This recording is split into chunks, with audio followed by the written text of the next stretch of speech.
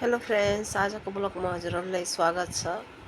मलाई हिजोदेखि नै सन्चो थिएन, त्यस कारणले म बिहान ब्लग बनाउन भ्याएन।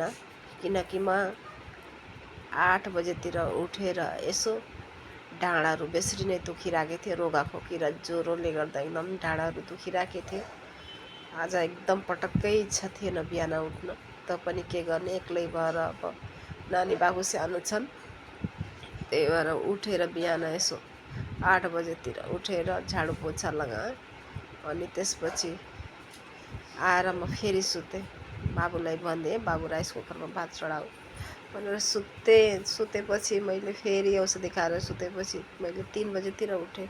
3 बजे उठेर बाबुले काढा बनाइदिएको थियो। बाबुले काढा बनाएर दियो मलाई, अनि काढा खाएँ म। अलिकता विशेष भएपछि फेरि म उठेर 3 बजेतिर चिया नास्ता खाएपछि उठेर त्यो बाबुहरूको स्कुलको ड्रेसहरू थियो, राति नै बिगाएर राखेको थिएँ धुन्छु भनेर। अनि त्यो ड्रेसहरू धोएँ। भोलिपल्ट अब यिनीहरूको आइतबार स्कुल हुन्छ, त्यस कारणले टाउको दुखाइ सन्चो नभइकन पनि ड्रेस धोएँ बाबुको। अनि बाबुले छतमाथि लगेर पुर्याइदियो, कपडा सुकाएँ। अनि फेरि आएर सुतेँ औषधि खाएर। खाना खाएन, अहिले पहिलाभन्दा धेरै विशेष छ। हस्, बाई बाई, गुड नाइट।